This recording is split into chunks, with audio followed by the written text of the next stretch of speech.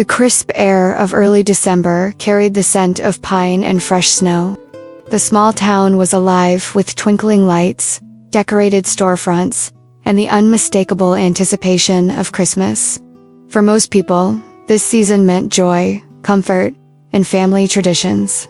But for Selena Fisher, the season carried something far more pressing: a search for stability, for a place to call home, and for a future she could hold on to.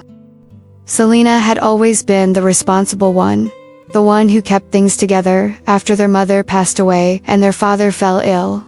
Her younger sister, Melanie, was full of energy and optimism, but Selena was the anchor, the planner, the doer, the one who bore the invisible weight of their family's struggles.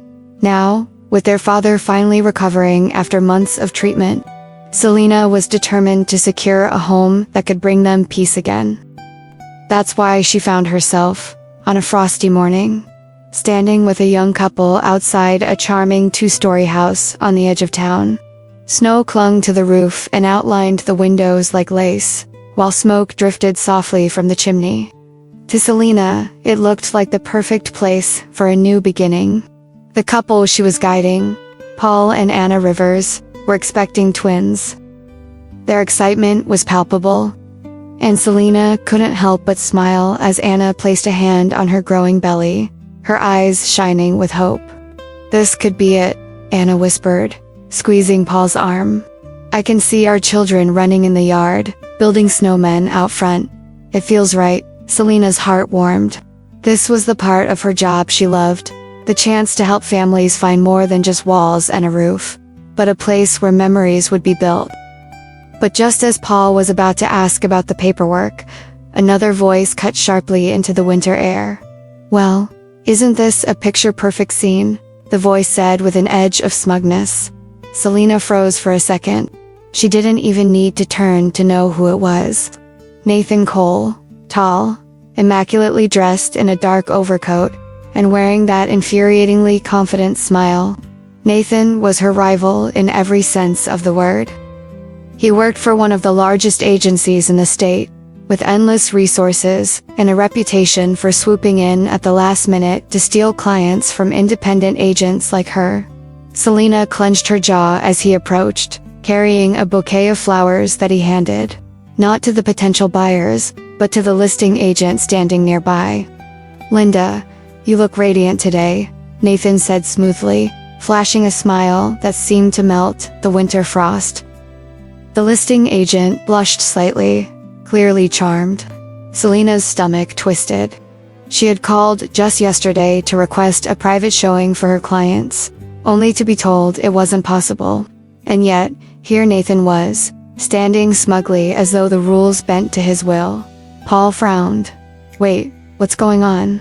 Before Selena could explain, Nathan turned to them. "Apologies, folks, but I'm afraid this lovely property has already been spoken for.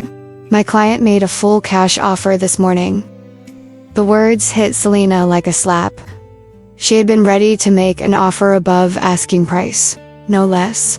But now, once again, Nathan had swooped in, using his connections and his charm to cut her off. Anna's face fell, but, "We loved this house." Selena swallowed hard, forcing herself to remain composed, even as her chest tightened with anger and frustration.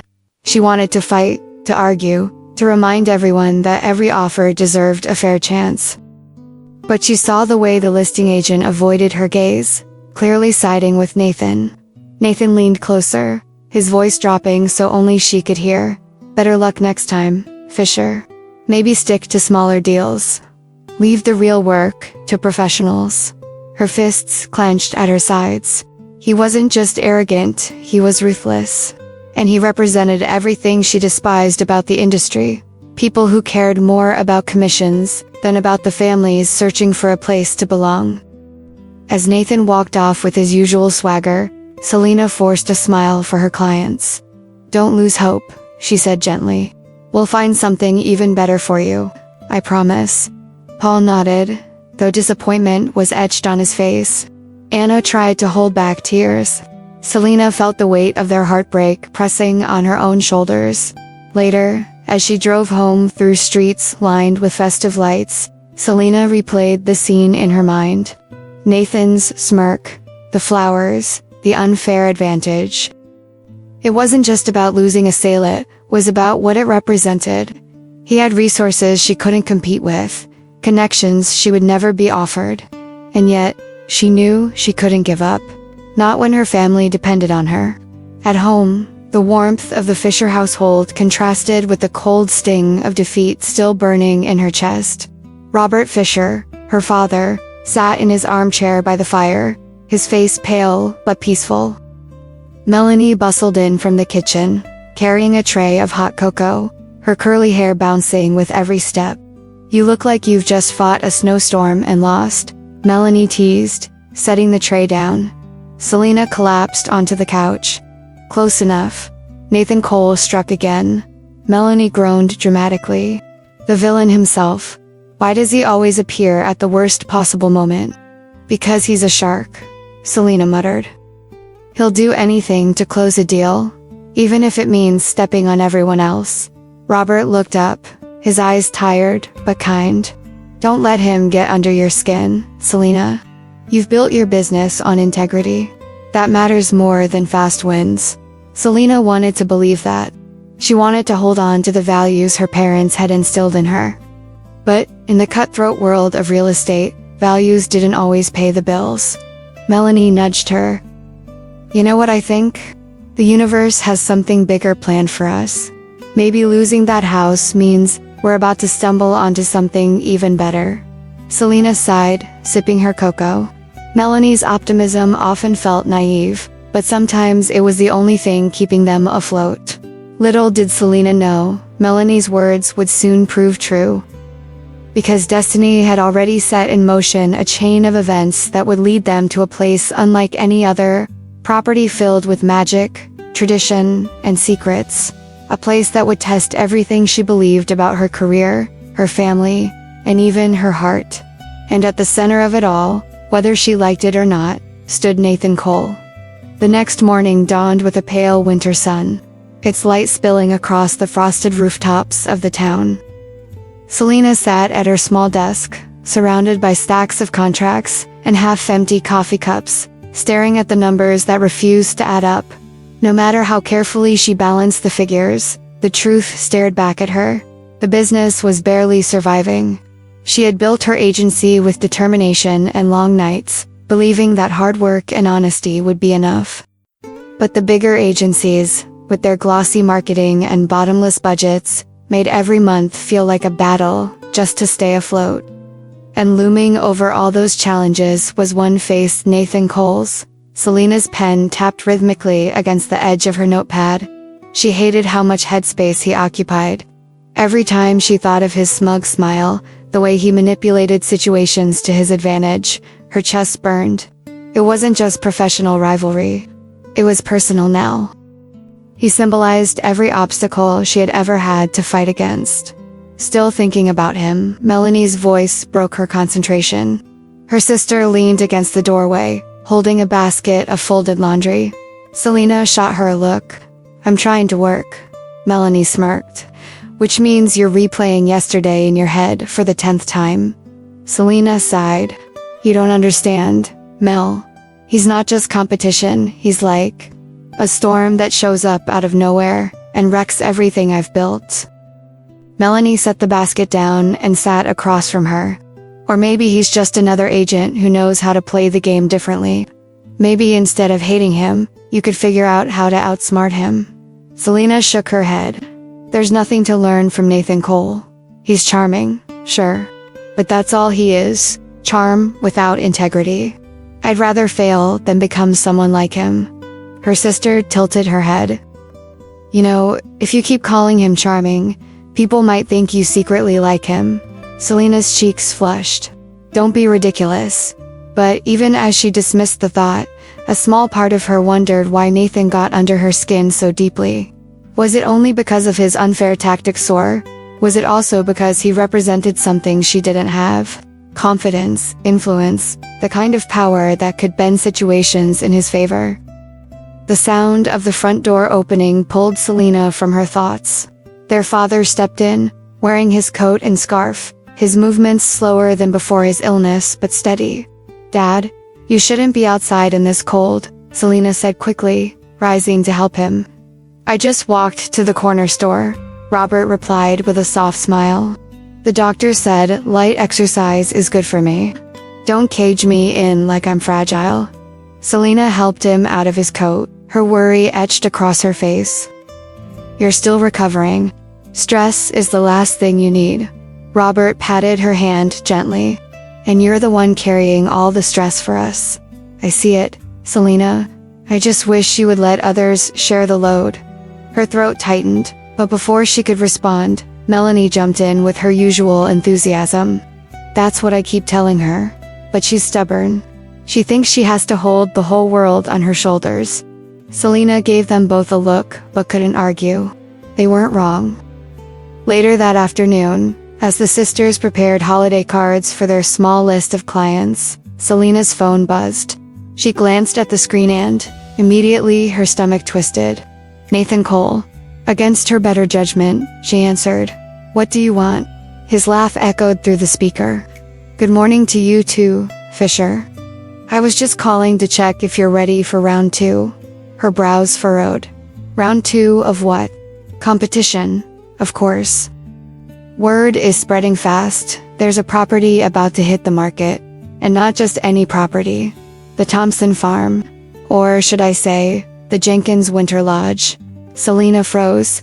She knew the place well in old countryside and run by Henry and Linda Jenkins. It was a local treasure, famous for hosting holiday weddings and Christmas gatherings for decades. If the rumors were true, it would be the most significant listing of the season. "You're bluffing," Selena said cautiously. Nathan's tone was smug. "Am I, or are you already picturing the Jenkins handing you the keys, while in reality, they'll be signing with someone who actually knows how to close deals?" Her grip on the phone tightened. "If they're selling, I'll be there. And this time, Cole, I won't let you manipulate your way into stealing what isn't yours." His chuckle was low, almost taunting. "We'll see, Fisher. May the best agent win." The line went dead, leaving Selena's pulse racing. She turned to Melanie, who had been eavesdropping shamelessly. "Don't look at me like that," Melanie said. "You know, we can't ignore this.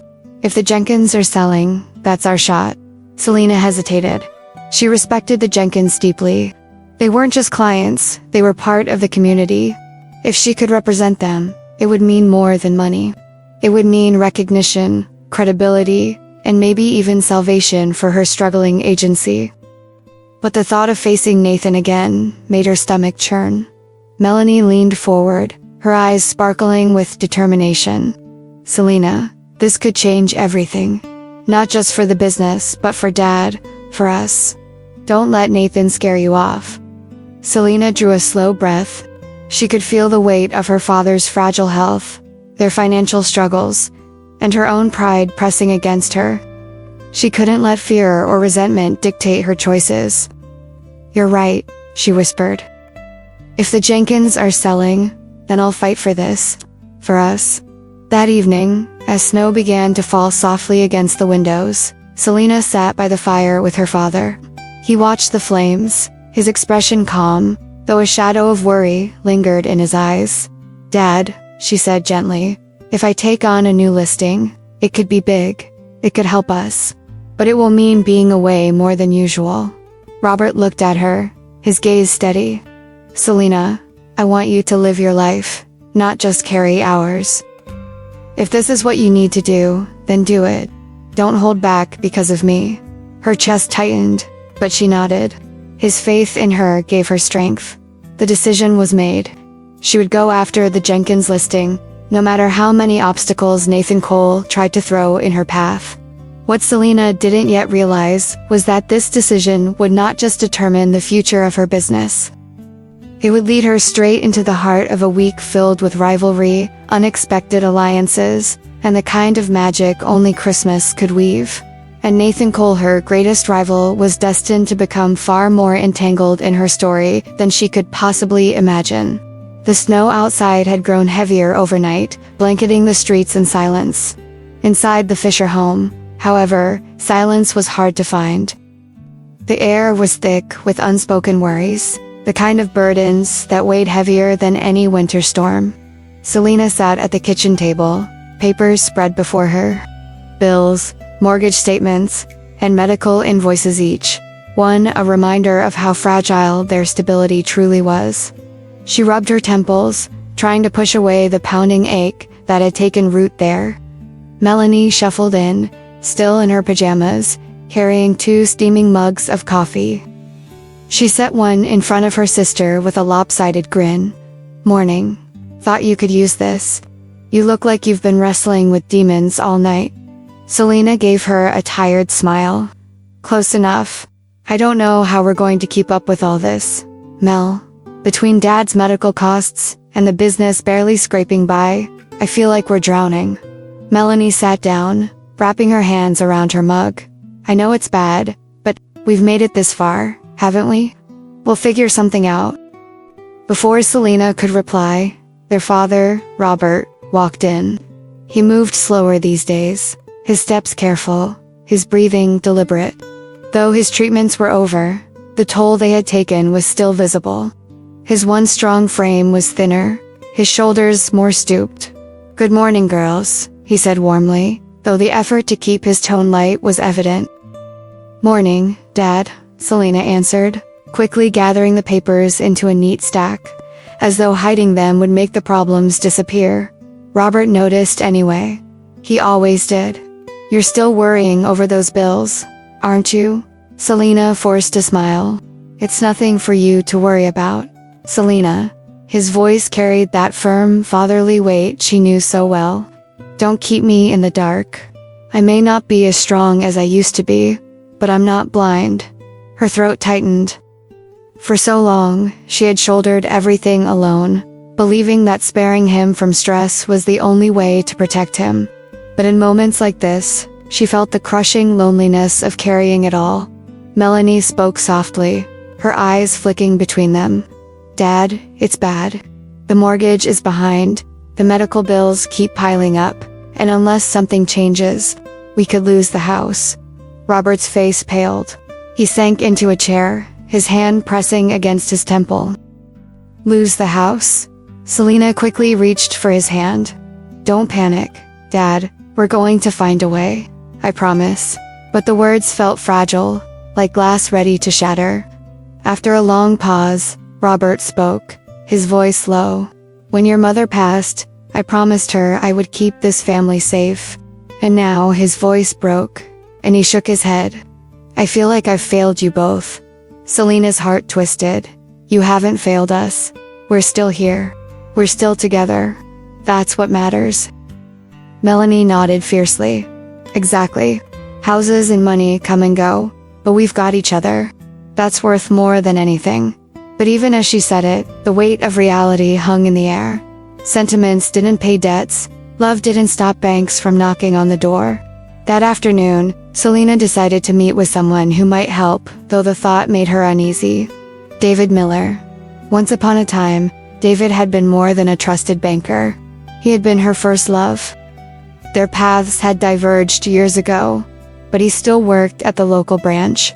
And if anyone could give her advice about their financial situation, it was him. She met him at a quiet cafe downtown. He looked much the same as she remembered: sharp suit, polite smile, but with a weariness in his eyes that hadn't been there before. "Selena," he said warmly, standing to greet her. "It's been a long time." She nodded, sitting across from him.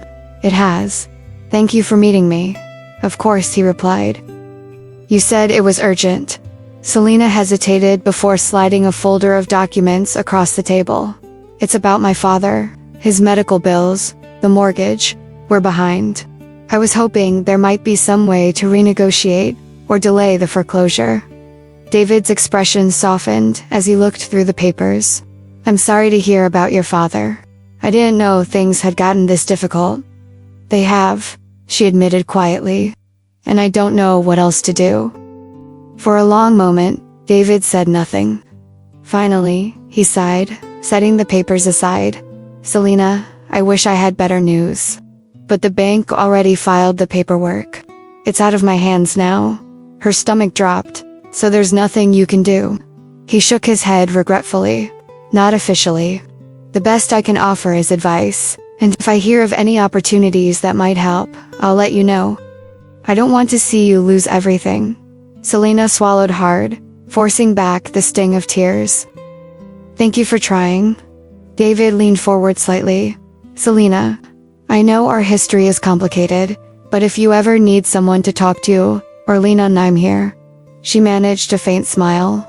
I appreciate that. As she left the cafe, the cold air hit her face like a wake-up call.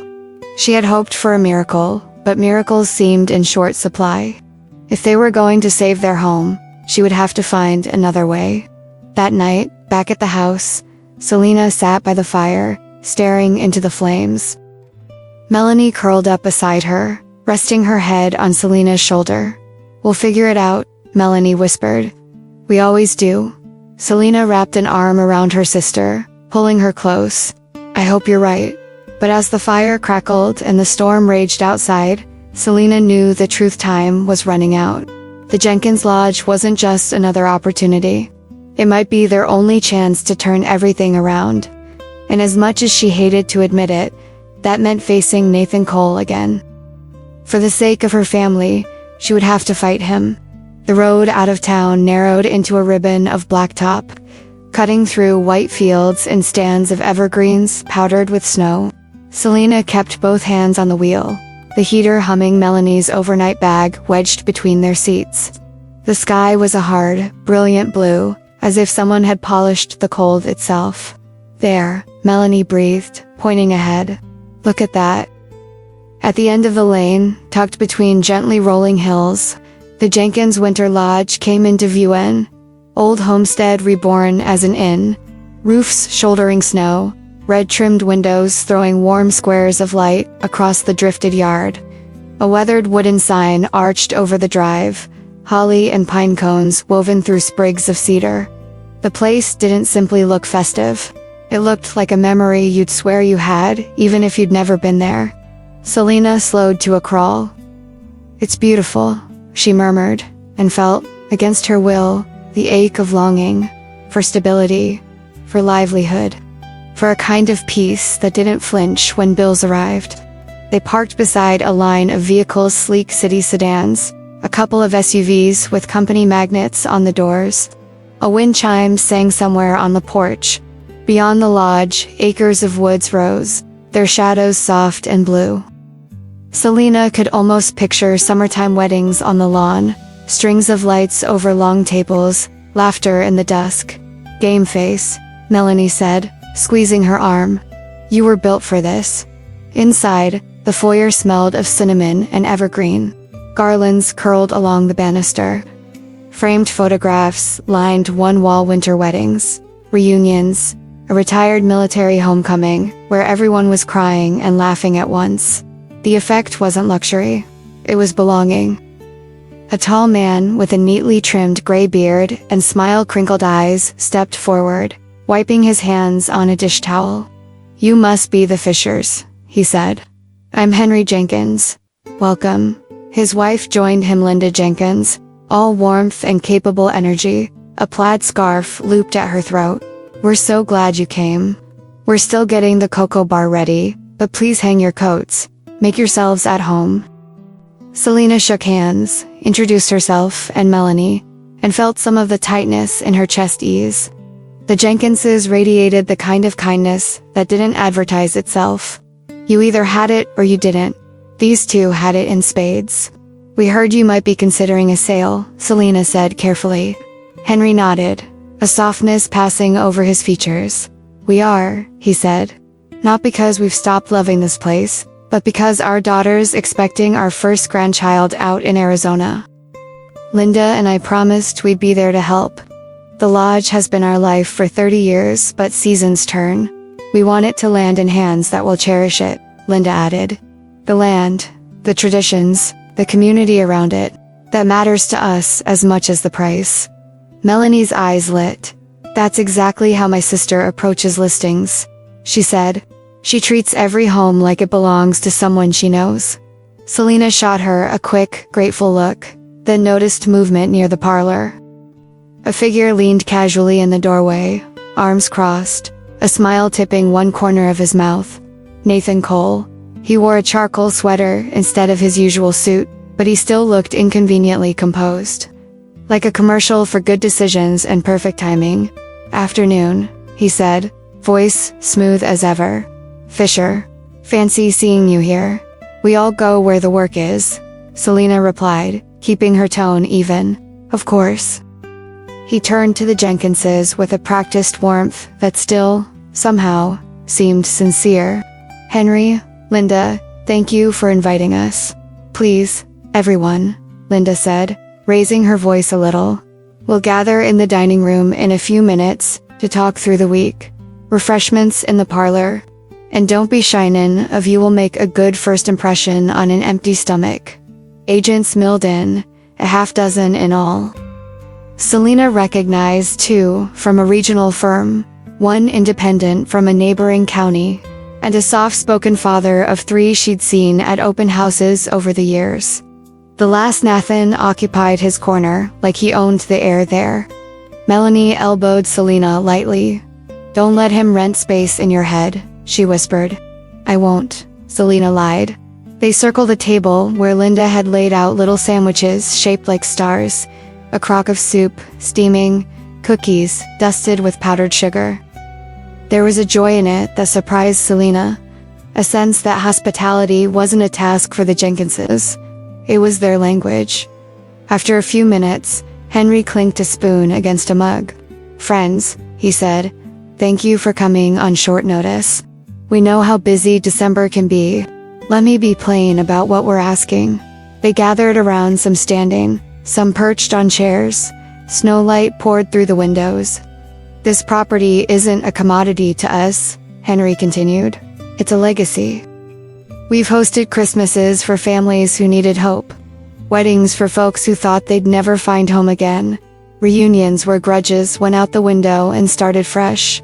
We want to sell to someone who understands what that means. We're inviting you," Linda said, "to experience the lodge. We've set aside rooms this week, and a handful of our regular guests will be arriving, people who can speak to what this place has meant in their lives. At the end of the week, we'll choose an agent to represent the sale, not based only on numbers, but on fit vision, integrity, understanding." A murmur rolled through the group. One of the regional firm agents raised a hand. "Forgive me, but a week is a long time. I've got a holiday pipeline to manage." "We understand," Henry said kindly. "This will not be for everyone. If your calendar can't bend, we wish you well." Two agents exchanged looks, muttered apologies, and slipped out, already tapping at phones. The quiet father of three lingered, thoughtful. The independent from the next county stayed. Nathan stayed, and so did Selena. "Good," Linda said, smiling. "Then here's how it'll go. We'll have simple activities, each day, not chores, exactly, but the kind that show you the rhythms of the place. Choosing and trimming a tree. A cookie decorating night with the guests. Snowshoeing and a bonfire, weather permitting. You'll have time for calls, of course, but we ask that you be present. People feel it when you're not." Nathan raised a hand with a polite tilt of his head. "And as we think about positioning the property, will you be looking for a specific buyer profile? Boutique hospitality group? Private owner-operator? Preservation foundation?" Henry chuckled. "Ask 5 people, and we'll get 5 answers. We have preferences. Sure, someone who won't bulldoze our woods or slap up condos where the deer walk, but the right buyer could take a number of shapes. We're open to your creativity." Selena found her voice. "Would you be open to a hybrid approach? For instance, keeping the lodge's core intact, while adding a small set of cabins further back, carefully sited to preserve the trails." Linda's eyes brightened. "That's the kind of thinking we hope to hear." Nathan glanced at Selena, a flicker of surprised respect crossing his face before his expression smoothed again. Room assignments followed. The father of 3, Doug Wheeler, as he introduced himself, took a room on the 2nd floor and immediately asked if he could call his wife to bring their kids up tomorrow, just to sled the hill. Henry said yes, without blinking. The independent agent claimed a corner room overlooking the trees. Nathan accepted a ground floor room near the library. Selena and Melanie were placed in a quiet room with a quilted bedspread and a window that looked toward the orchard, branches iced in silver. "Dinner's at 6, Linda said. "You'll help us pick a tree tomorrow morning. Boots by the back door. Nobody tracks snow through my kitchen unless they've got a tray in their hands." Laughter loosened the group. Even Selena smiled.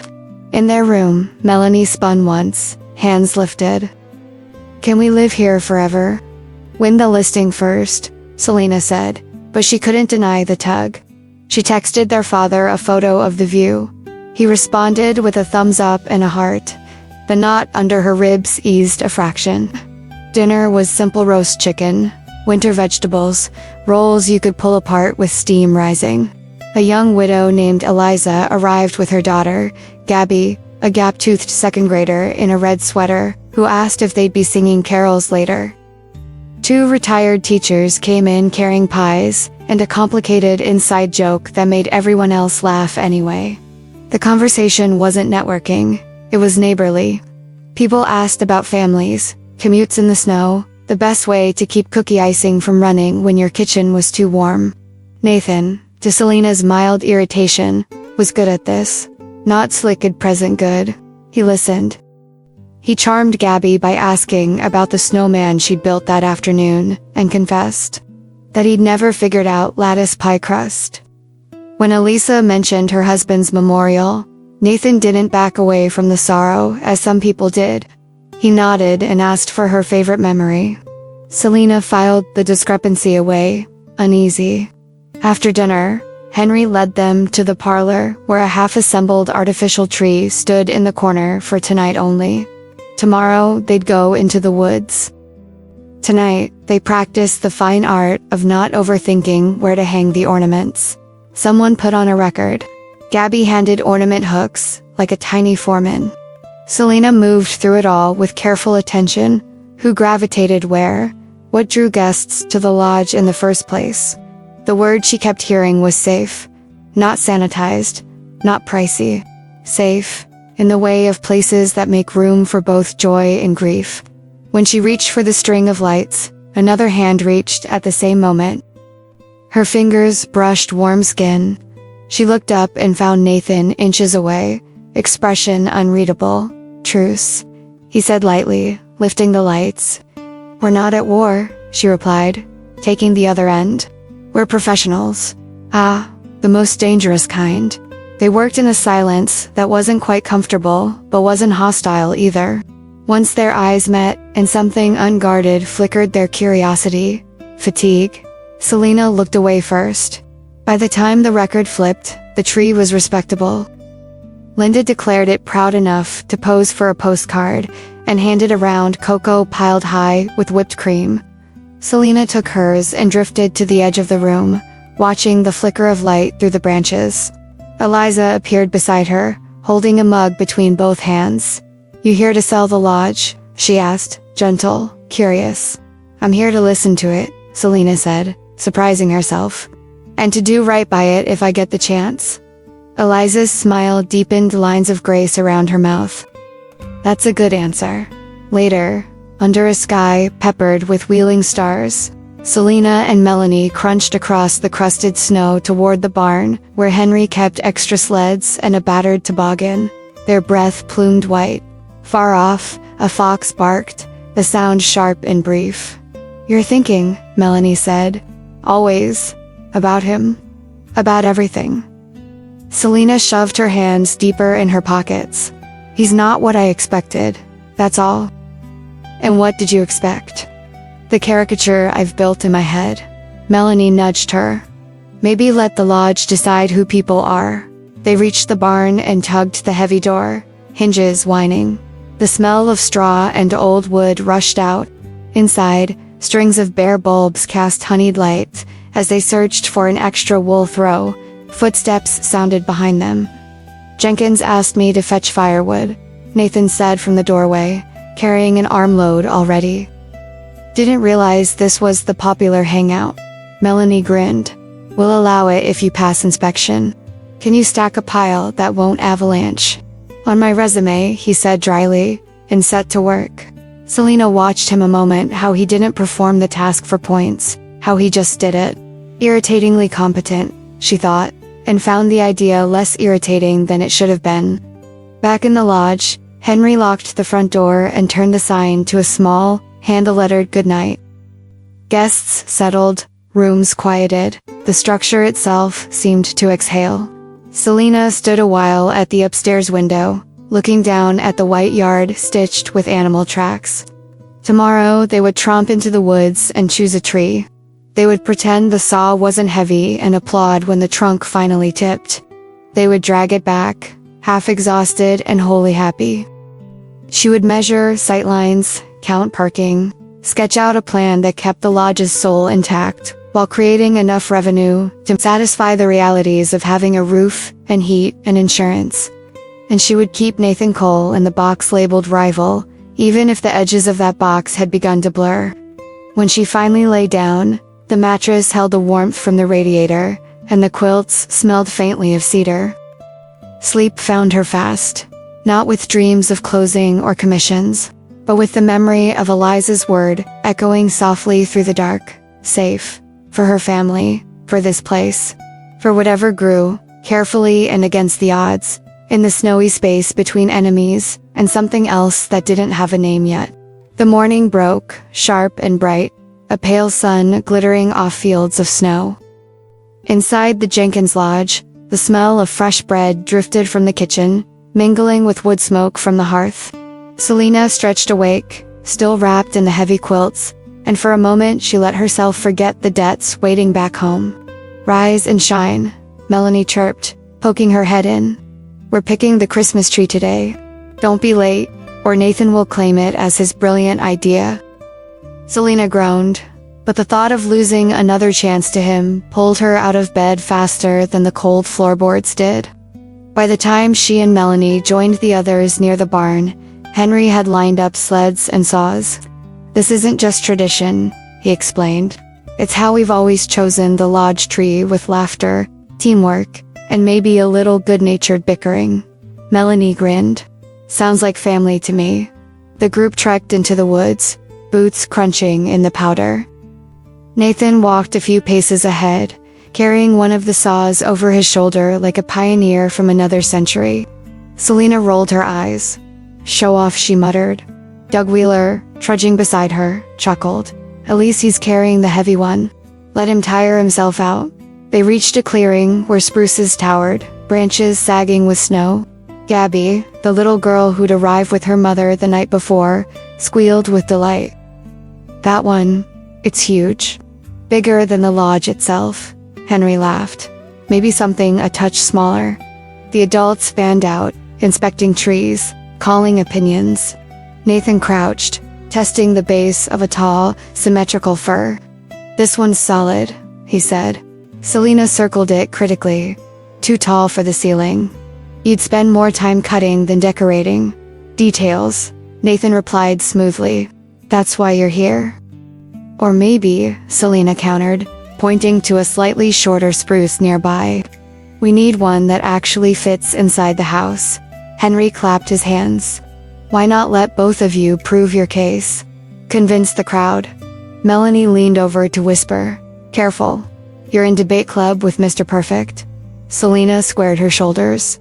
Then I'll win with facts. In the end, practicality won over grandeur.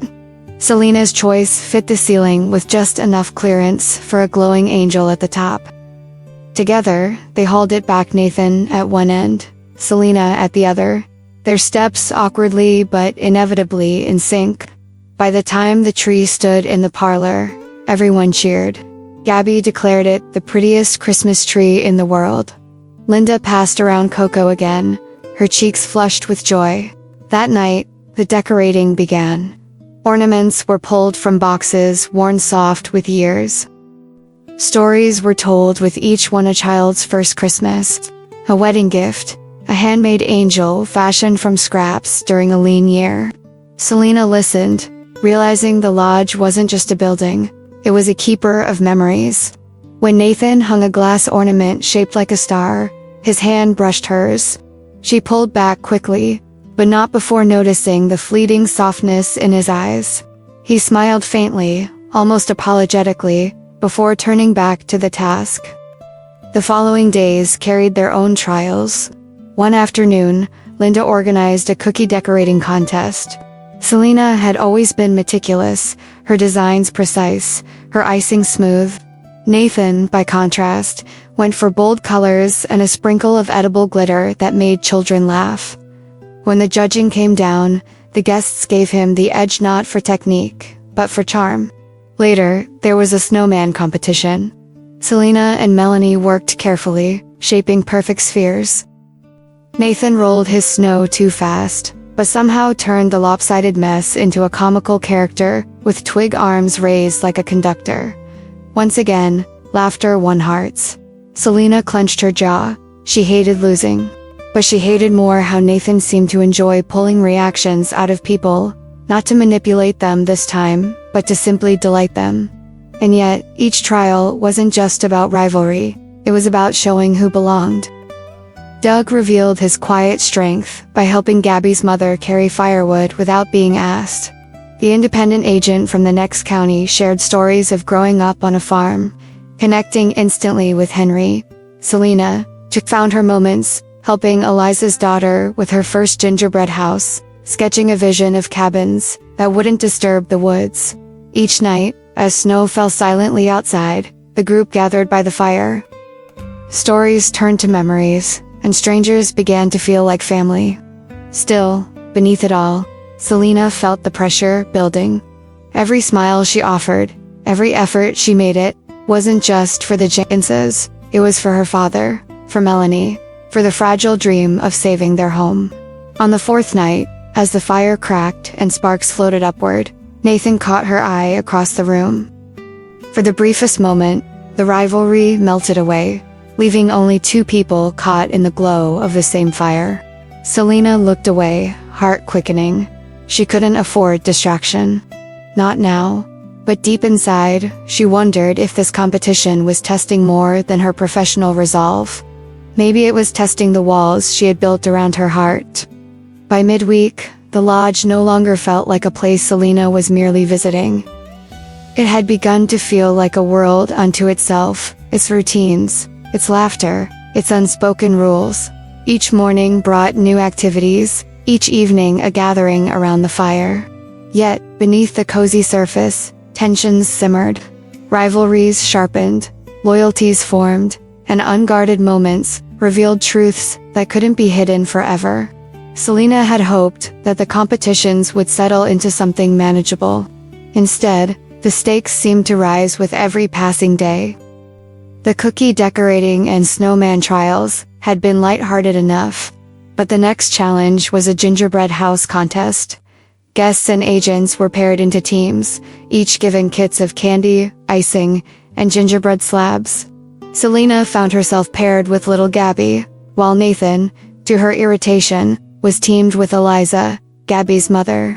"Looks like I've got the professional," Eliza teased, glancing at Nathan. "And you've got the creative director." Selena smiled at Gabby. "That means we're unstoppable." They worked diligently, Gabby insisting on a candy cane fence and gumdrop walkway. Selena focused on structure, ensuring the walls stood firm. Across the table, Nathan and Eliza laughed as their roof collapsed twice before Nathan propped it up with pretzel sticks. Their house looked chaotic, colorful, alive with whimsy. When the judging came, the guests voted again for Nathan's team. Selena bit back her frustration, smiling for Gabby's sake. But inside, the sting burned. It wasn't just losing. It was the realization that Nathan had mastered something she hadn't. The art of connection. That evening, as the group gathered in the parlor, Selena found herself sitting alone with a cup of tea. Nathan approached, leaning casually against the mantel. "You're good at details," he said softly. "Too good, maybe." Selena looked up sharply. "Is that supposed to be an insult?" "Not at all," Nathan replied. "It's just, sometimes people don't remember the straight walls. They remember the candy cane fence, the crooked roof, the parts that feel human. His tone wasn't mocking. It was thoughtful, almost gentle. For a moment, Selena didn't know how to respond. Finally, she set her cup down. Maybe I don't want to be remembered for mistakes. Or maybe, Nathan said with a faint smile, mistakes are the only things that make us unforgettable. Before Selena could reply, Henry called for everyone to join in a carol. The moment dissolved, leaving her unsettled. The following day brought the snowshoe hike through the woods. Selena trudged alongside Doug Wheeler, the quiet father of 3, while Nathan walked just ahead with Melanie. Doug glanced at Selena, his breath puffing in white clouds. You and Cole, you're like magnets repelling each other. Selena snorted. That's one way to put it. You know, Doug said thoughtfully, sometimes people fight hardest with the ones who mirror them most. Selena frowned. He and I couldn't be more different. Maybe, Doug said. But you both care. You both push. You both refuse to quit. That kind of fire, it's rare. Selena didn't answer. She didn't want to admit the truth in his words. Halfway through the hike, Melanie slipped on a patch of ice.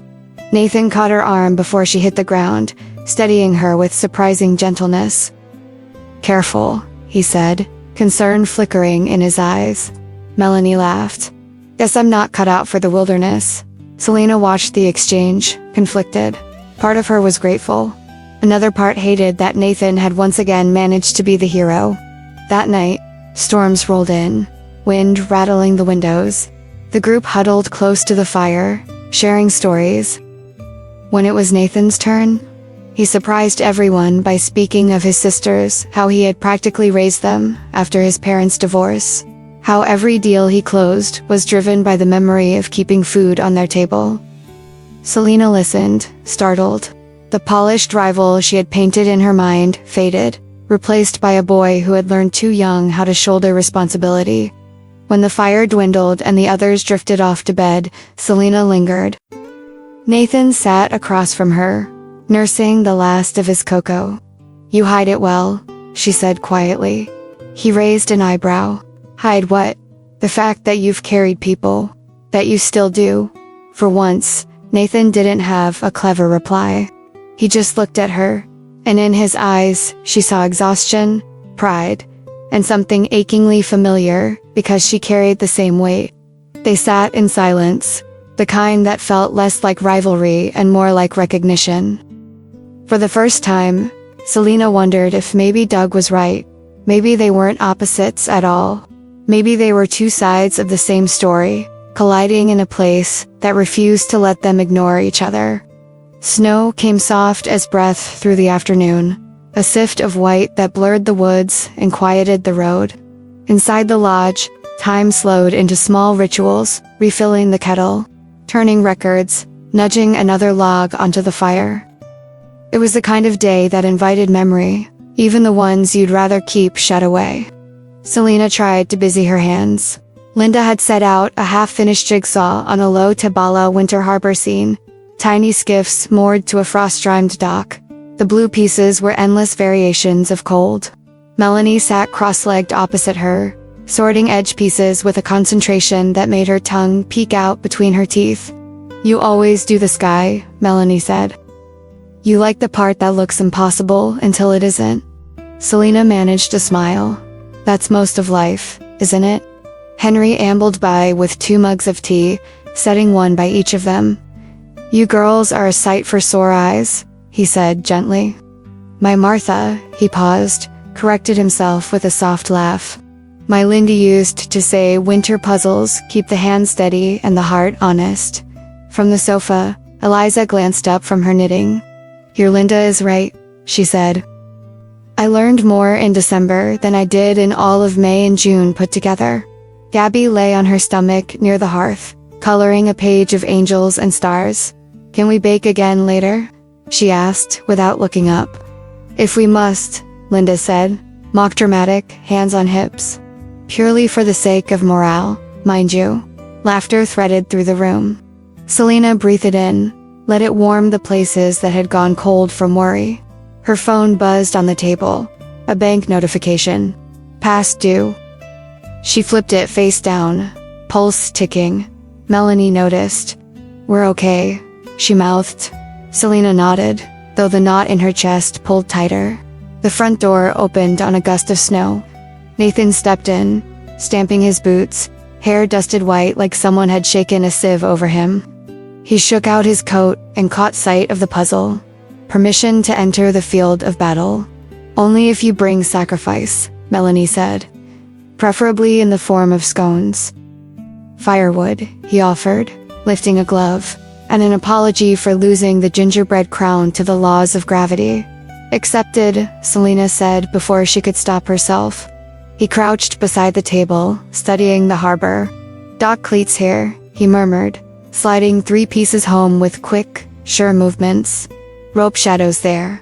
Someone taught you to look for negative space. My mother, Selena said. The answer left of its own accord. She said the shapes between things tell you where the truth fits. Nathan's expression softened. She sounds like someone I'd have liked to meet.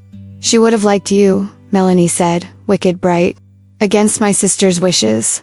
Mel, Selena warned, but her sister only winked and went back to edges. Nathan's phone buzzed then, the screen lighting with Bridget. He silenced it without checking, but the name had already flared and cooled in Selena's mind. Assistant, she reminded herself. Sister. He'd said as much by the fire 2 nights ago. Still, a small, unhelpful ache pressed against her ribs. The afternoon thinned into twilight.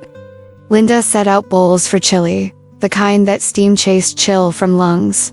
Stories began circling, as they always did at the lodge, plaintive, funny, wandering, true. When it came to Eliza's turn, she spoke of a Christmas 3 years back, the first after her husband didn't come home. How she'd packed the car, driven without knowing where to go, and ended up here because the sign at the road said welcome, like it meant it. I sat by that window, she said, nodding toward the fogged panes, and watched it snow until I remembered how to breathe without counting. She reached for Gabby's hand. We came back because some places hold your grief without making it the only thing about you. Silence held. Tender, without demand. Selena felt her own eyes sting. Melanie's fingers found hers under the table and squeezed. Later, while others washed bowls and rearranged benches for carols, Selena slipped into the hallway for air. The sconces burned low, shadows layered along the beadboard. She leaned her forehead to the cool pane of the side door, watched flakes wheel in the porch light. When she closed her eyes, numbers rose like ice. The mortgage, the medical bills, the unavoidable math of time running out. This is the part where the puzzle looks impossible, a voice said softly behind her. She didn't turn at first.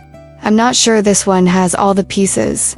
Nathan came to stand an arm's length away, not crowding her, coat still unbuttoned, scarf untidy.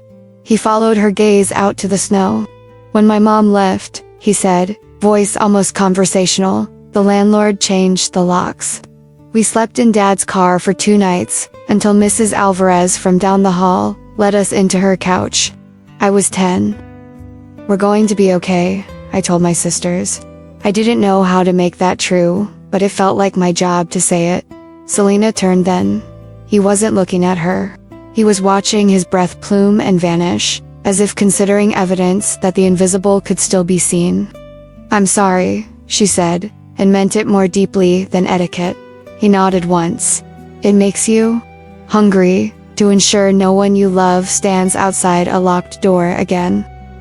He glanced at her, and there it was, the shared recognition Doug had named. 2 people who had learned early to become weatherproof. Selena swallowed. Our house is on the line. The words surprised her even as they left. She'd told almost no one. My dad's better, but the bills. She shook her head. I keep saying we'll be okay. I don't know how to make that true this time. Nathan didn't reach for her hand. He didn't offer fixes or slogans. He simply stood in the quiet with her, shoulder nearly parallel to hers, until the pitch of panic in her chest eased a notch. Linda says carols in 5, he said at last, a gentleness tucked into the practical. If you'd rather skip, no, Selena said. If I skip, the hard parts will grow teeth. He almost smiled.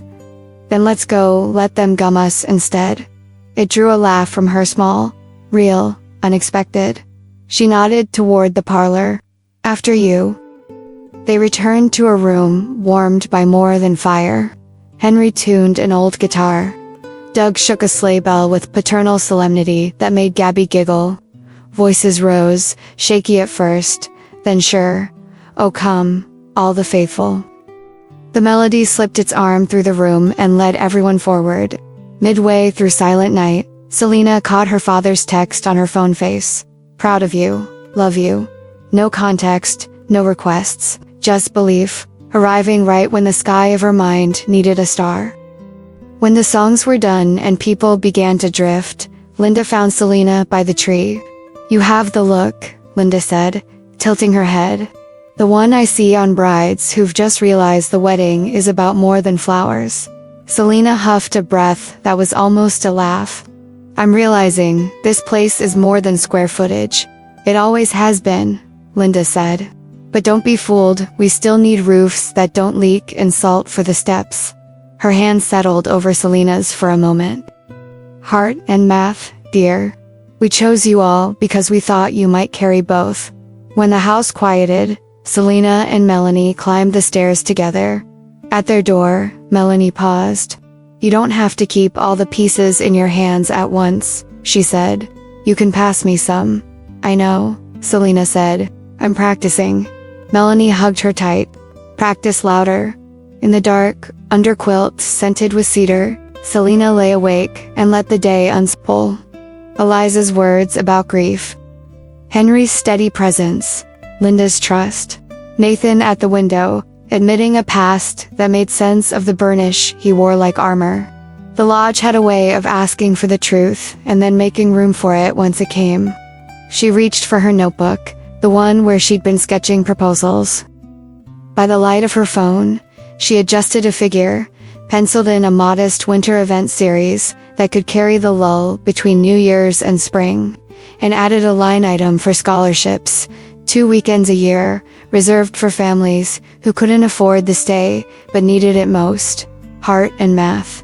She could carry both. Snow whispered against the glass. Somewhere down the hall, a board creaked and settled. When sleep found her at last, it came with the old puzzle trick, the piece that didn't seem to belong sliding into place. Not because the picture had changed, but because she had learned where to look. Tomorrow would ask for courage in another register, the bright, outward kind that looked like joy. There would be garlands and laughter and cards to write and, if Henry got his way, a sled built for bad ideas. There would also be decisions looming, calls to make, a rival to face who felt less like an enemy now and more like a mirror she hadn't asked for. But tonight, for the first time in a long while, the impossible sky felt sortable. And that was enough. The next morning, the world sparkled as though someone had polished the snow with sunlight.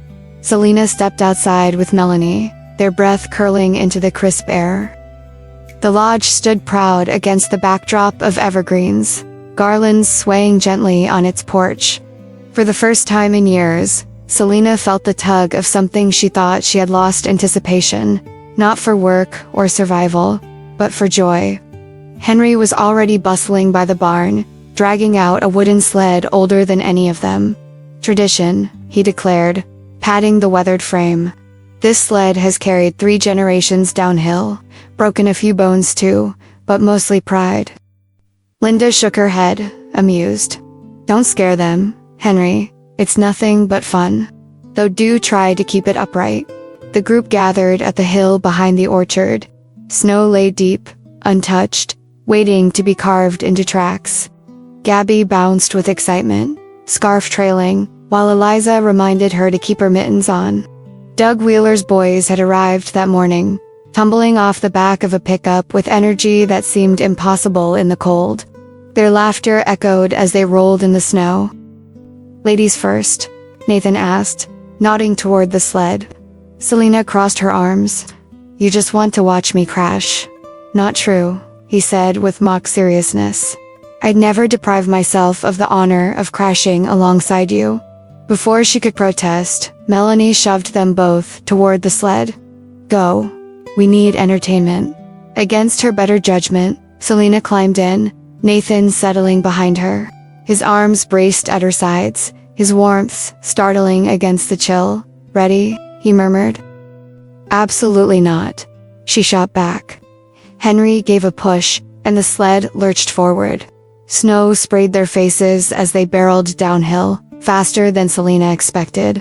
She screamed, half in fear, half in exhilaration, while Nathan laughed behind her, deep and unguarded. When the sled tipped at the bottom, they tumbled into the snowbank, breathless, faces dusted white. Selena sat up, brushing snow from her coat, heart hammering. Nathan sprawled beside her, grinning like a boy. "See," he said between laughs. "Perfect landing."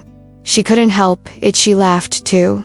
For a moment, the rivalry, the debts, the worries disappeared, melted in the sheer ridiculous joy of the ride.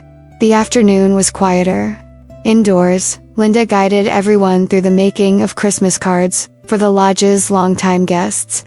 Selena found herself sitting beside Eliza, painting pine branches along the edge of her card. "You're good at this," Eliza observed. Selena shrugged. "It's just lines and color." "No," Eliza said gently. "It's intention. That's what people feel." Selena glanced toward Nathan across the table. He was bent over his own card, helping Gabby write Merry Christmas in careful block letters. His patience surprised her. He didn't hurry the child, didn't offer to do it for her. He let her struggle, then celebrated when she finished. Something stirred in Selena, soft and inconvenient. She looked back at her card quickly. That evening, Linda and Henry unveiled a surprise tree lighting ceremony. The spruce they had hauled in days before now stood adorned with ornaments, but its lights had not yet been lit. The group gathered around as Linda handed Selena and Nathan the honor of plugging in the strands. Selena hesitated. "Us, both of you," Henry said with a twinkle. "This tree belongs to everyone, but you've carried more than most this week. Let it remind you that burdens shared shine brighter." Selena and Nathan exchanged a glance. Without words, they knelt together by the cord and counted down with the group. 3, 2, 1. The tree burst into light, golden and soft, filling the lodge with warmth. Gasps and applause echoed, Gabby squealing with delight. Selena felt tears sting her eyes, not from sadness, but from something deeper, a reminder that hope wasn't as fragile as she had feared. Nathan's gaze lingered on her, softer than she had ever seen. For a heartbeat, the rivalry vanished. All that remained was the glow of the lights, and the unspoken recognition that something was shifting between them. Later, when the guests drifted to bed, Selena stood by the glowing tree. Melanie slipped an arm around her waist. "You're smiling," Melanie teased. Selena rolled her eyes. "Don't start. I'm just saying," her sister whispered. "Maybe this week isn't only about saving the lodge. Maybe it's about saving you too." Selena didn't answer. But as she watched the lights flicker, she knew Melanie wasn't entirely wrong. The spirit of Christmas was creeping back into her heart, and with it, the terrifying possibility of opening herself to more than she had dared to hope. Morning arrived with pewter clouds and a restless wind that worried the eaves. Selena woke to the hum of hushed voices in the hallway. Someone laughed, then shushed themselves, as if not to disturb a spell. When she opened her door, Linda stood there, scarf already on, cheeks pink with news. "Our daughter's gone into labor," Linda whispered, equal parts excitement and urgency. "A few days early. We may have to fly out tonight." Selena's heart leaped. "That's wonderful." "It is," Henry said, appearing with suitcases he clearly hadn't packed this morning. He'd been ready, just in case. "But it means we'll move quicker on the sale. We'd hoped to let the week breathe. Life says otherwise." His smile gentled. "We'll talk with you all after breakfast." The word quicker slid under Selena's skin like cold. Quicker meant less time to craft a plan that held both heart and math. Less time to study her father's future. Less time, full stop. At breakfast, the lodge buzzed. Gabby made a congratulatory sign for baby Jenkins with crooked stars.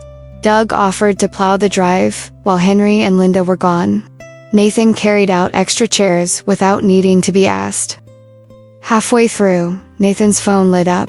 Bridget. He excused himself, stepped into the front hall, voice low but urgent. Selena told herself not to listen and heard anyway, because the old door frames didn't keep secrets. I don't like it, Nathan murmured. It's too high. Yes, I know she says it's love at first sight, but people do irrational things when they're sentimental. A pause. No, I won't push her. I'll advise her. That's literally the job. Another pause. Longer. Bridget, stop. I'm not manipulating anyone. If she insists on that number, we'll honor it. But I want it in writing that she understands the comps. He turned then and found Selena in the entry, a tray of dishes balanced on her palms. For a flicker, she saw something naked on his face. A man caught between what he could do and what he should do. You heard enough to think the worst? He asked lightly, as if joking could soften it. I heard enough to question your definition of advise, she said carefully. His jaw worked. I won't argue in a hallway. He stepped aside to let her pass. Meet me after breakfast. Library. They faced each other at a long table, scattered with back issues of local magazines and a bowl of peppermint candies.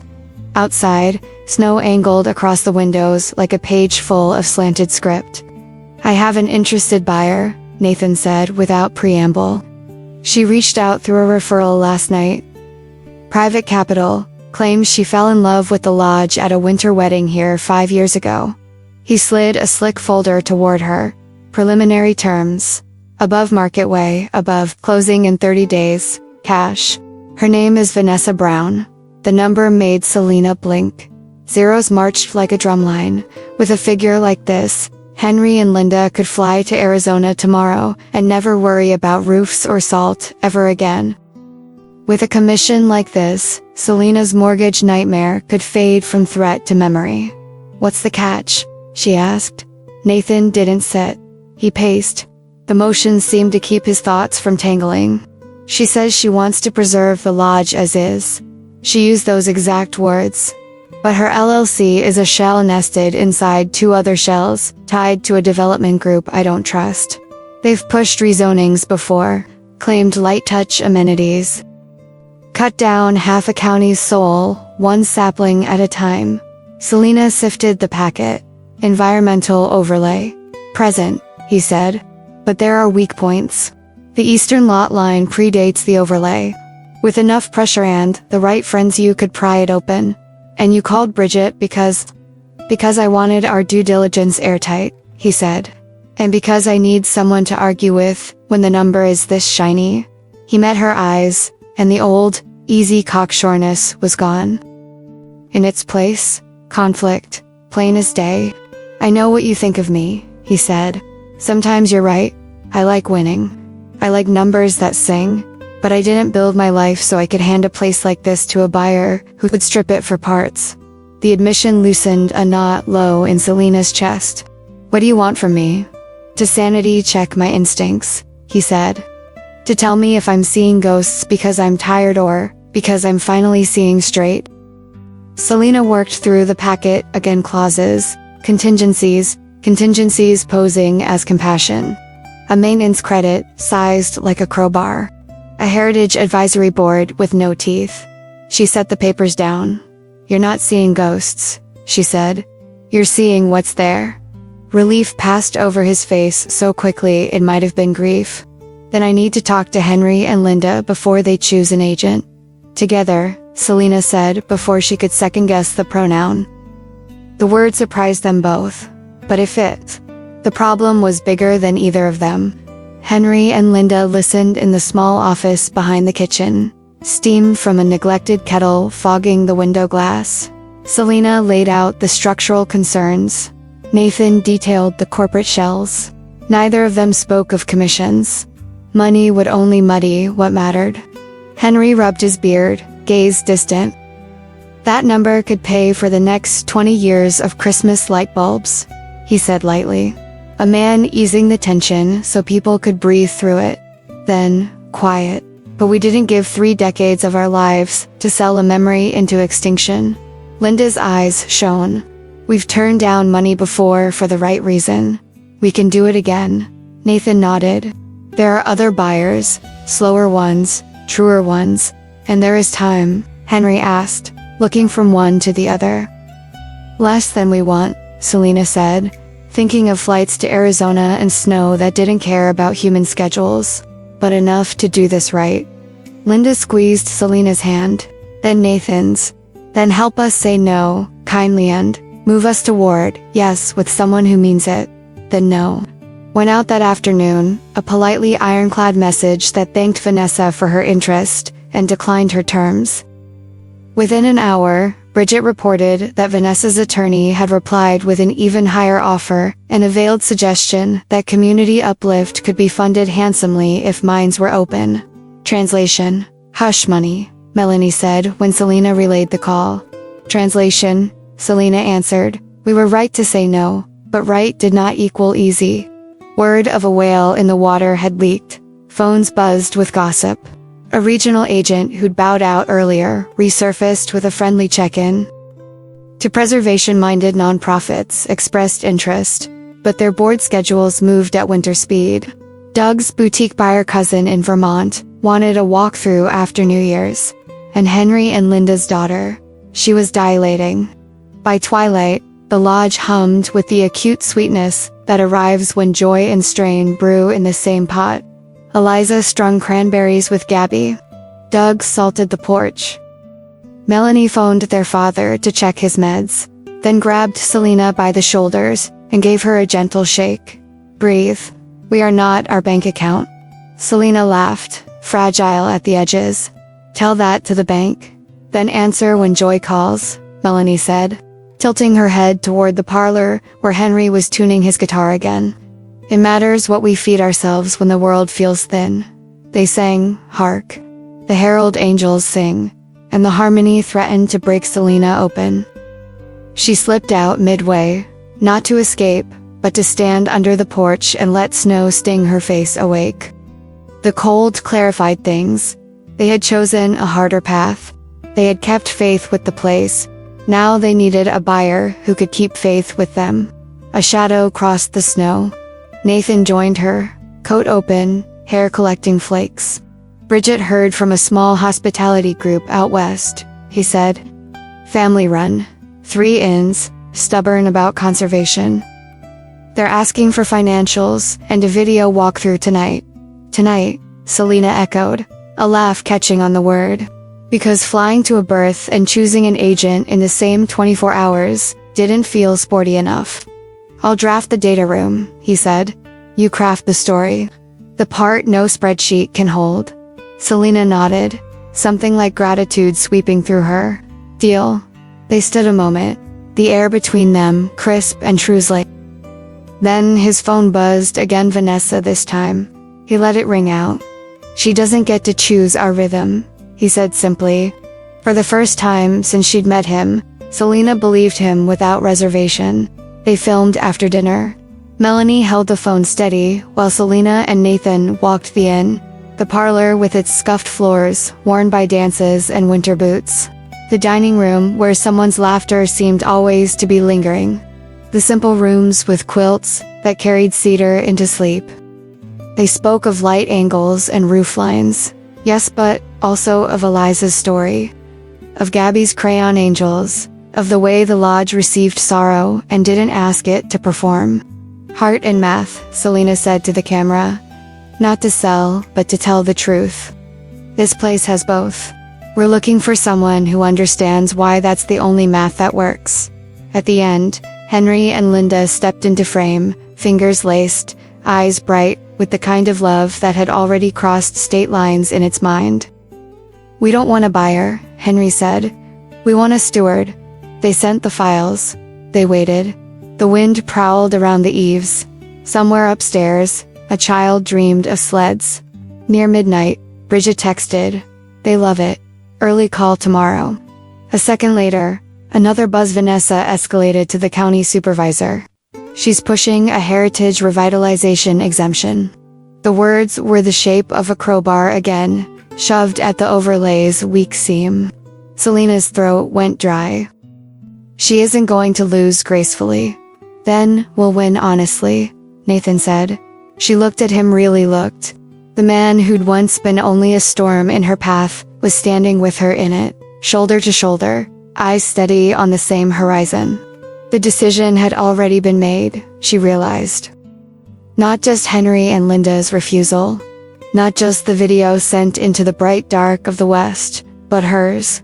To stake her skill, her name, her dwindling energy on the belief that some places deserve guardians, and some choices, once made, make you. Tomorrow's going to be loud, she said. Then let's be clear, he answered. Snow fell harder, making the world smaller, closer, truer. Inside, the tree twinkled. Somewhere above them, a phone lit with a photo of a pink-faced newborn Jenkins, and joy tore through the lodge like a bell. The great decision had been made. Now they would live it. Morning broke with a gray sky, heavy with snow, as though the world itself was holding its breath. The lodge kitchen buzzed with early activity, Henry frying eggs while humming, Linda packing last-minute bags for their flight to Arizona. Guests drifted in, sensing the change in rhythm. The Jenkinses were leaving, and with their departure came the unspoken question: who would carry their legacy forward? Selena sipped her coffee, nerves buzzing sharper than caffeine. Her phone lay face up on the table, the screen dark, waiting for the promised call from the family-run hospitality group. Every second stretched taut. Nathan entered, hair damp from the snow, phone pressed to his ear. His voice was clipped but calm. Yes, we understand. Tomorrow's timeline works. No, we're not rushing signatures. He caught Selena's eye and gave the faintest nod. Progress. When he ended the call, Selena asked quietly, good news. They want a second meeting this afternoon. Virtual. They're bringing their board in. Relief swelled, but it tangled quickly with unease, and Vanessa, his jaw tightened, still circling. She's reached out to county officials, trying to fast-track exemptions. Bridget says she's even floated campaign donations as leverage. Selena's stomach turned. So she'll fight until the last door closes? Exactly, Nathan said. Which means we need to keep every other door open. After breakfast, Selena slipped away to phone her father. Robert's voice, thin but steady, grounded her. You sound tired, he said. I am, she admitted. But for once, it feels like the tired that comes from building something, not from watching it fall apart. That's the right kind of tired, he said softly. Don't let fear steal it from you. When she hung up, she pressed her forehead to the cool glass of the upstairs window.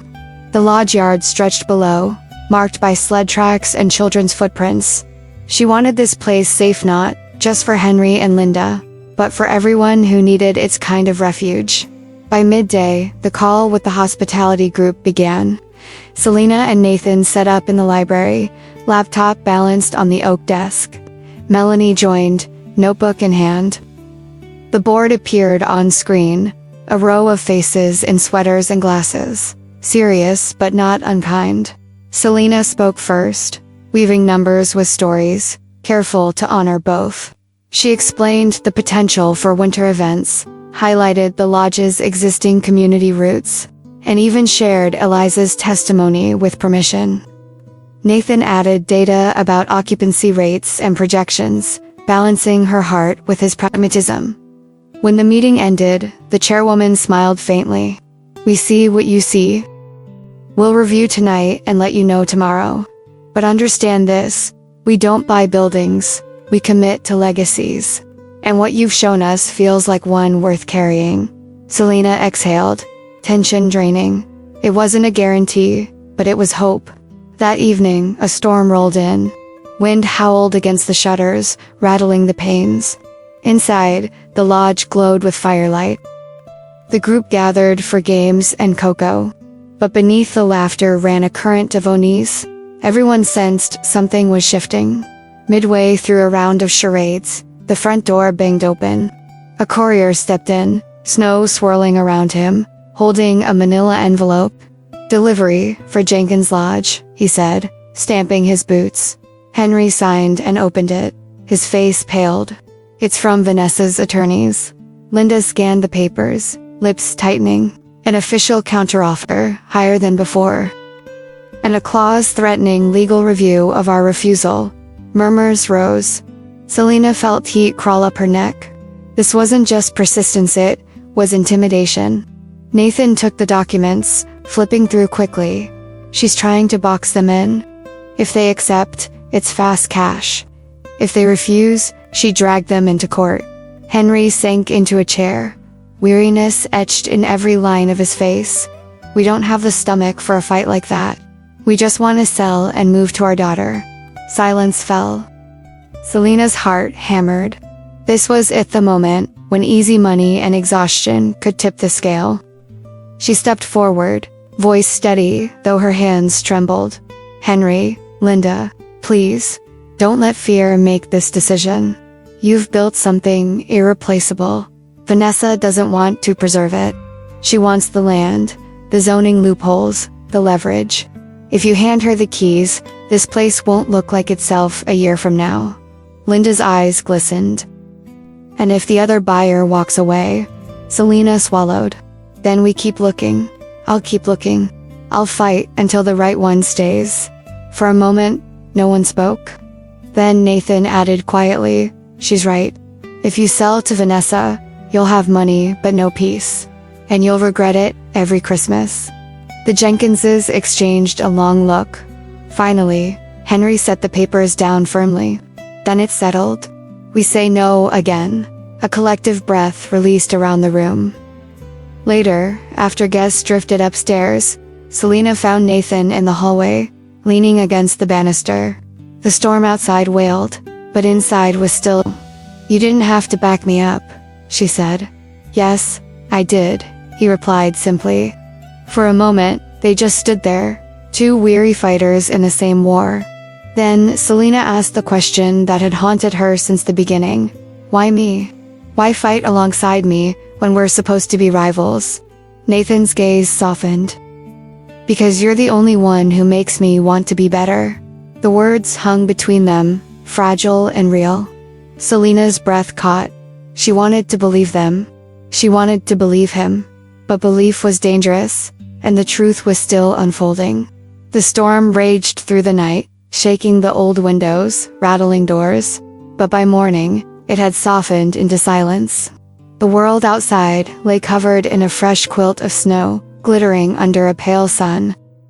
Inside the lodge, something had shifted to not just in the weather, but in the hearts of those who had kept vigil together. The Jenkinses prepared to leave for the airport. Their bags stood by the door, scarves wrapped tight, faces glowing with both nerves and joy. "Our daughter's waiting," Linda said, her eyes shining. "We'll meet our grandchild before the day is done." Henry hugged each guest, his warmth lingering like the hearth itself.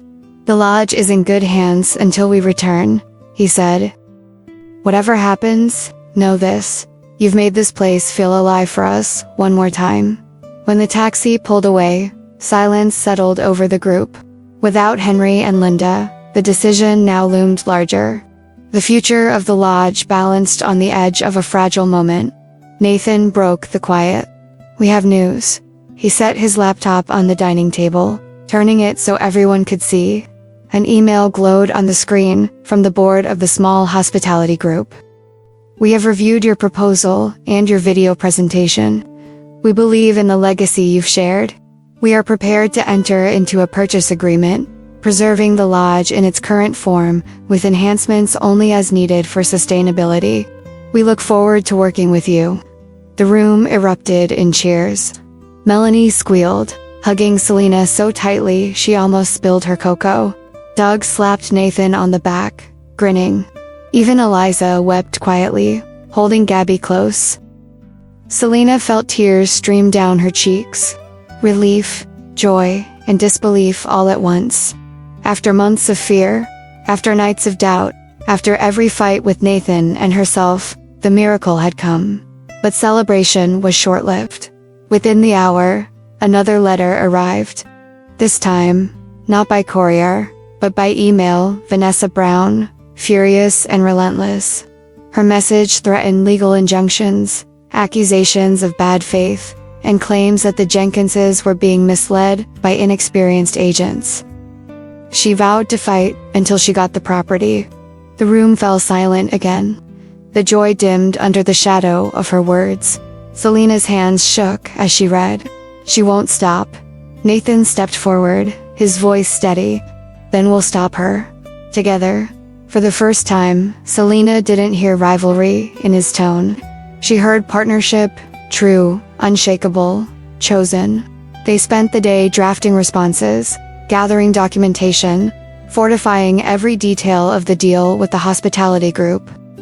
Bridget worked non-stop from Nathan's office, sending updates, filing legal notices, and cutting off Vanessa's loopholes one by one. By dusk, exhausted but resolute, they had an agreement ready for signatures. The lodge would be preserved, the Jenkinses' legacy would endure, and Selena's own hope for her family, for herself, would finally be safe. As the group gathered one last time by the fire, Gabby climbed into Selena's lap. "See," she whispered sleepily. "Christmas always fixes things." Selena kissed her hair, tears stinging again. "Sometimes it really does." The snow was still fresh on the ground when the Jenkinses called from Arizona. Through the crackle of the line, Henry's voice carried both exhaustion and uncontainable joy. "She's here," he said, laughter breaking through.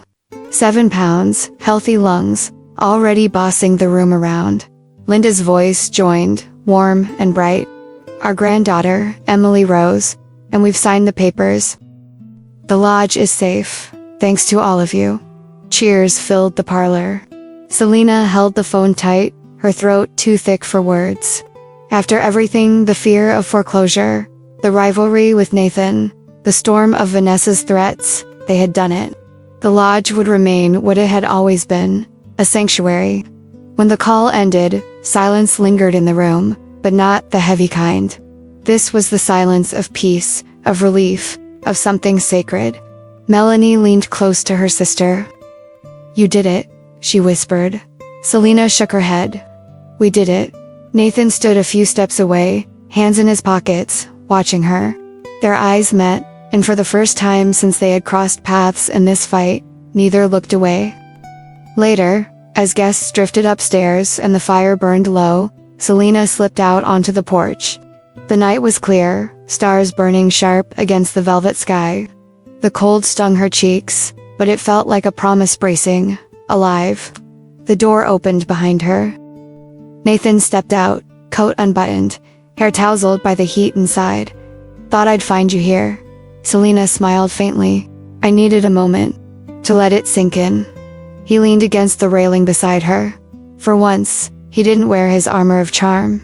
He looked simply human. Tired, yes, but also lighter than she'd ever seen him. "You fought for this place like it was your own," he said. "That's rare. Most people would have taken the easy deal. So would you, once," she said softly. He nodded. "Maybe. But you changed how I see things. You reminded me why I started in this business in the first place. To help people find home." The words hung in the cold air, fragile and real. Selena turned to him, her voice quiet. "And what about you, Nathan? Where's home for you?" His gaze met hers, steady. "Maybe, right here. If you'll let me." Her heart thudded, caught between caution and longing. For weeks, she had seen him as the enemy. But tonight, she saw the man who had stood beside her when the storm came, who had chosen integrity over profit, who had fought for a future that wasn't only his. She took a breath, then let herself smile. "Maybe." He laughed softly, the sound carrying into the night like music. For a moment, there was no rivalry, no fear, only the possibility of something new. Christmas morning arrived with the scent of cinnamon rolls baking in the kitchen, and the sound of laughter drifting down the hall. Guests gathered in the parlor, exchanging small gifts wrapped in brown paper and twine. Children tore into boxes of toy cars and knitted scarves. Doug's boys raced sleds down the orchard hill until their cheeks glowed red. Selena and Melanie sat with their father, Robert, who had joined them for the holiday. He looked stronger than he had in months, his eyes clear, his laughter easy. When he hugged Selena, he whispered, "You kept your promise. We're safe." The word wrapped around her like the quilt on her shoulders. She glanced across the room. Nathan was laughing with Gabby, letting her place a crooked paper crown on his head. When he caught Selena watching, he didn't smirk or gloat. He just smiled, a quiet, honest smile that reached his eyes. Selena smiled back. That night, after the guests retired and the lodge hushed, Selena stood once more before the great Christmas tree. Its lights glowed golden, reflecting in the window like stars caught indoors. She thought of all that had brought her here, the fear, the rivalry, the battles with herself. She thought of her mother's words about puzzles, the shapes between things tell you where the truth fits. Now, finally, the pieces had found their place. Beside her, Nathan's voice broke the silence. "So, partners?" Selena looked at him, her heart steady at last. "Partners," she said. And with that, the lodge, her family, and her future felt whole again. It wasn't the end. It was a beginning. And so, our story comes to a close. Yet its echoes remain, reminding us that love, resilience, and the courage to choose what is right will always lead to new beginnings. If this story moved you, don't forget to like this video, subscribe to Lasting Tales, and turn on the notification bell. Comment below what touched you most about this journey. We truly enjoy reading your thoughts. And share this story with someone who needs to hear it today. Because every story we tell is a reminder that hope lives in the hearts willing to carry it forward. We'll see you in the next story, here on Lasting Tales. Until then, hold on to hope, and never stop believing in the power of love.